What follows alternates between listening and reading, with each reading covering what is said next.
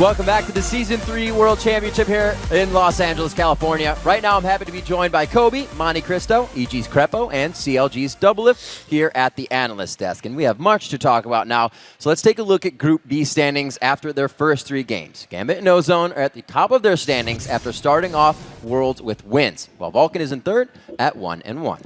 While the 2 teams who have yet to take a Nexus here in Group B, Fnatic and Mineski, are sitting at the bottom of the standings. All right, gentlemen, so let's discuss the first game of this group. It's going to be Vulcan versus Fnatic. Now, coming out of this team comp, Monty, it's just, what were you feeling? I'm sorry. The Ori, Vi, Corki coming in on Fnatic side as well. It's Sona, Elise, He's Lissandra. asking you about the You Yorick. see, I already blocked it from my memory. It's damaging my my predictions. But no, we went over this a little bit, but the Yorick pick was just, it was not well thought out, I think, by Fnatic. And like Crepo was saying earlier, almost anything would have been better in that composition. And it looked like a kind of panic maneuver in that they had that last pick, and they could have gone with anything, and Yorick really brought nothing else to the other champions on the board. And Doublelift, you kind of felt that the composition lacked damage almost on both sides.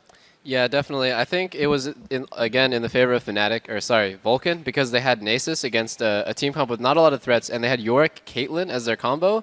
And if you just wither Caitlyn, she's completely useless, especially because she didn't go cleanse. I was so confused. Like, why don't you go cleanse against Nasus? Just, like, mind blown. So we see a lot of things happening throughout this game. But Crepo, one thing that caught your eye, you kind of brought up, was the brush used by Fnatic in this game. Oh, yeah. Good that you remember that one. Basically, you never count Fnatic out because they can always pull what we call a Fnatic, which basically means that they start hiding in the Fnatic brushes. It's basically one of the first brushes you meet in any lane. They will hide there with 5 people, wait until the lane pushes in, and then they will randomly appear with 4 people. Who does that? Only Fnatic. Up to the point where when we're playing any tournament matches, like qualifiers, playoffs, we'll just say, guys, let's do a Fnatic. And snap. Everybody knows what we're talking about. Like, yeah. So I saw Froggen's tweet about that. That was pretty funny. But do they use that over and over? Because now we know what bush it is. It's a signature move. You could even see we once played against them. We didn't know where they were, so we pinged 3 brushes on the map, so you could see that once we watched the replay. Like, and we just isolate them. They're not here. They're not here. They're there, and we found them eventually. And Kobe, being a jungler at heart, your eyes are usually on that mid lane, and that's where it was for this game. What were your thoughts? I mean, ManCloud, he really came up big. He was 8-1-4 with 15.6k gold versus Xpeke there 0-3-3. So not only did he get a nice lead, but also the Orianna for this composition felt like it was a linchpin. Like, that really brought it all together. I know you guys were loving that last pick because the shield and all the utility that she brings to this already very stable composition that Vulcan were running. It deals really well with the issues people were highlighting where Vi gets kind of screwed over if she ultis Lissandra, but Orianna just pulls that all together. If Vi goes in and doesn't hit the ulti mark, the Orianna ball follow-up just makes it perfect. You know, picks aside, I just want to point out that Cloud is like, he's a blood-hungry beast. There's a reason he led the NALCS in kills this last split, and it's because like he goes for the kills, and he's like a big playmaker. He knows how to carry, and that guy, he's been blood-hungry these last 2 games as well that he's played.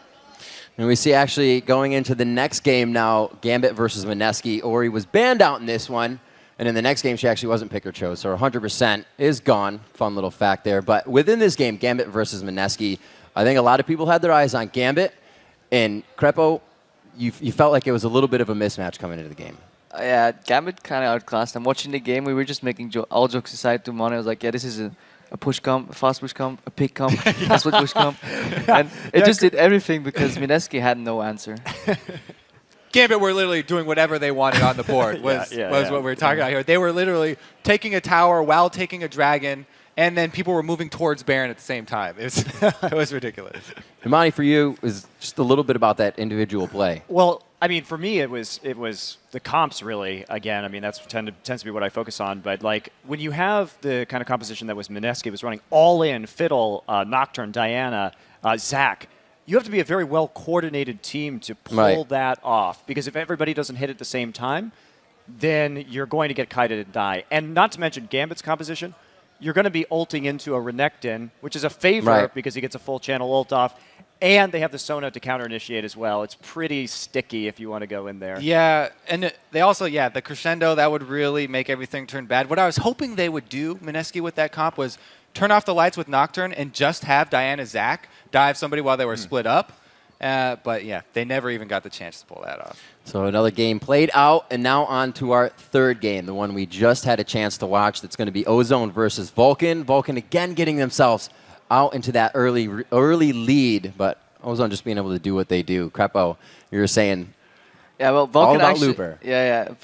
Vulcan actually really impressed me, and again, I actually underestimated him coming in, and I hate to point Doublelift right for I'm once. the best. Just let's forget that. But even though I think we're winning now. Any chance you can take. even though they got that huge lead, in the end it didn't even matter. And you can just say that the big mid game was actually one big looper reel. All puns aside, that guy just played so legit. Jeez, you just Yeah. stack them on. There I was just no fe- breathing time in between. Freak wasn't here, so I had to cover. But like he played really well with Singe. His Ouch. TPs were on point, and at one point he just decided, "Oh, no, I'm not chasing you guys. I'm just gonna teleport ahead of you and catch you anyways." It was like a cross map flash. He pretty much pulled out. He was playing really solid, especially since apparently it's one of his first competitive matches. Yeah, I mean, that surprises me, too. Again, you know, I'm a caster in Korea, and I've never seen this guy play before. So to come in with a high-stakes situation, yeah, your first pro game, guess what? It's at Worlds. I mean, he really With performed. Singed out of all champions. Yeah, so the unexpected factor for Ozone definitely came up big. Looper, you mentioned that teleport up to catch Mantor Cloud. That was beautiful. But also, the things we expected them to do well, did well. We had the bottom lane just crushing Zuna there. That was harsh. It was brutal. Imp and Mata really came up big. Mata, even in the end game, landing those hooks mid-game to pick up the kills, turned it around for them. Oh my god, like Samsung Galaxy Ozone's bot lane is just so good. They outclassed pretty much every team in their group, especially like Vulcan, whose bot lane has been shaky around the split. I definitely saw them make like a huge mistake at level 1 and allow them to come back from pushing deficit. And then I just saw Imp and Mata play essentially perfectly, how like gods would play that lane. They crushed that lane. They carried the game. I felt like Cloud really shut down Dade, but then the rest of the map was able to pull together. All right, and Mani, you focus on the jungle quite a bit, and your matchup for Dade and Xmithy was one to really watch there. But the results show what happened. Yeah, I've got some stats for Doublelift here. I'd actually love to see what he thinks about him. So Dandy, 3-1-17. It's 20 kills out of 22 kills on the team, so a 90% contribution rate. Xmithy, 1-6-4. What? You can't compare when a team loses. That's not fair. That's not fair. The thing But is, stats don't lie. that's true. Stats don't lie. Whatever, dude. I still think Xmithy played an okay game. Minus getting caught that one time. All right, maybe you're right, dude. Oh, I'm so sad right now. It's okay. Dandy Light will come back next game. Okay, I'm ready. So what would have been in Vulcan's chance to come back for that one? What did they need to stop? If They needed to stop Imp from getting snowballed on Caitlyn because Vulcan's team comp had no way to deal with Caitlyn. They had Ari, who's not going to get to Caitlyn. They had Shen, who's not going to get to Caitlyn. The only thing they had was Vi. They should not just push in that wave level 1. For people that don't remember, they came first to lane, and initial response when bot laners come first to lane is to shove the wave to get the control. But they shoved it so quick that actually none of their minions died on their wave. So when Imp arrived on his lane really late, he just took 6 minions out of the tower. The wave reset right in front of him. And Doublelift called it. It was like, this lane is done. And literally, it happened. 20 CS up instantly. And another thing that happened that was interesting, too, was it took a long time, 15, 16 minutes, for the first tower to go down in that game. And even though we saw Vulcan taking those dragons and getting the kills and getting that gold lead, we simultaneously saw top and bottom lane chipping down the towers of Vulcan in favor of Ozone, with the dirty farming from Singed, as well as Caitlyn just taking chunks out of it little by little. So when both towers went down, that was a pretty big gold swing that you had to account for, and it wasn't entirely obvious was coming up. You know how much balls you have to get in your first tournament match as Looper? Just the first tournament match you've ever been in. You're in Worlds and you're playing against Vulcan, and then like you'll just proxy as Singed against Shen. Like this guy he's a very aggressive playmaking player. I can already tell because this guy, who's going to proxy in Worlds? That's just too crazy for me. At least he waited past level 1. Yeah, we didn't have any of that real early start. All right, guys. So we got the games analyzed. You've heard what they have to say. Now we want to hear what you had to say earlier. It's time to find out which teams you thought were the most buff in Group B. And the question was, who do you think is the strongest team in Group B and why? And here's what you guys had to say. At Skigs93 says, Gambit is the strongest team. Their experience and ability to throw something new out there will carry them through. Actually, Mani, You have anything to say? I just agree with that. That's my. Yeah. I think it's so hard to count out Gambit, so I'm not willing to. Well, they were your dark horse. They were your Yeah. pick, so I had to give it to you. Tay Swizzy, staying fresh, says, my money is on Vulcan. Too many people underestimate the carry potential of ManCloud. What do you think? ManCloud's a beast. I gotta say, I love the way that he plays and the way that he carries, and just the way that he always smashes his lane. It seems, but is this for the team to make it out of the groups on top, like number one? Because I don't think Vulcan's gonna make it out number one, but I think they're a good team. You know, NA Pride. That's strong group would be. Yeah, we also have to point out there, Mandatory Cloud, he went aggressive on Dade because he saw the jungle pressure bottom. So jungle pressure bottom, kind of why their bottom lane lost, but also why Mandatory Cloud won mid. All That's true. about that awareness. Ray Murphy 14 says Ozone is the strongest team. The combination of Dandy with his beastly bot lane will be devastating for any team. How do you feel about that bot lane, Crepo? It was really amazing. I just don't think this guy had ever seen Looper. Because else he would be in that tweet. All right, moving on. Mike the HUD says, Mineski is very strong. They're rather unknown, and I think they can pull off some surprises like TPA did in Season 2. And actually, he put the words in my mouth there, Kobe. Like people said about TPA. Reginald was saying earlier in the interview, they came out of nowhere and took first.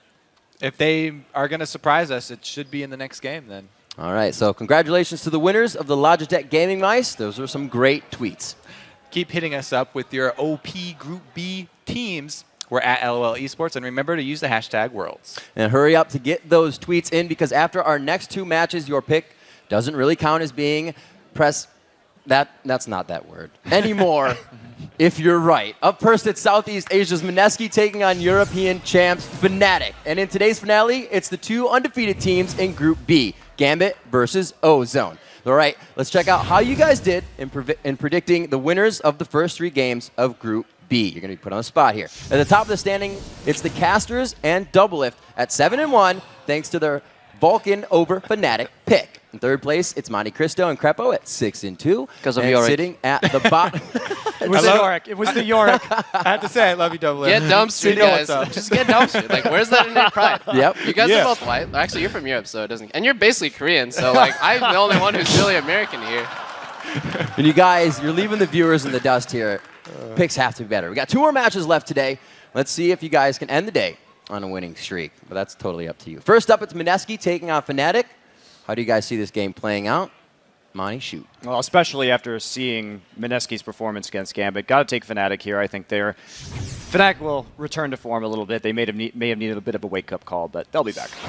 Zubble, what are you feeling? Fnatic as well. Mineski doesn't seem to be the new TPA, though maybe they're just doing the whole like bait and switch where they don't seem that good, but my money's on Fnatic as well. Yeah. Moving around. I mean, I think that we've already seen the weakness of Mineski. If Fnatic were watching that game, they'll go with the split pushing, team fighting, picking composition.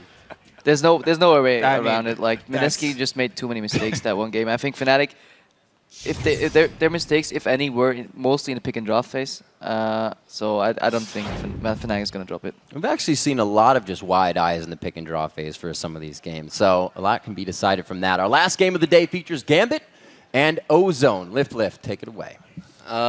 Even though, you guys are on the Gambit hype train, I'm on the anti-hype train. Ozone all the way. Fair enough. I got to agree, especially after seeing that bottom lane already. I'm going to have to tack on my vote with Ozone. It's really gonna be interesting to see how Impemata like lane up against Genja and Voidal, who haven't been together that long. It's gonna be dirty, I think. I think Ozone is really gonna do really well. Yeah, and I agree with Ozone as well. And we saw what damage their bottom lane can do, especially if you get Thresh. We typically see Thresh banned against Mata for that reason, but they decided to take out Lee Sin and try and hamstring Dade, which forced Dade onto a champion I haven't seen him play in a while, Rise, but Gambit's got the work cut out for him. Ozone for me. All right, guys, gone around the horn. Picks are in. Make sure you get your picks in. We're going to take a quick break. When we return, the Philippines Mineski takes on European champs Fnatic. Don't go anywhere because the group stage of Season 3 World Championship, we'll be right back.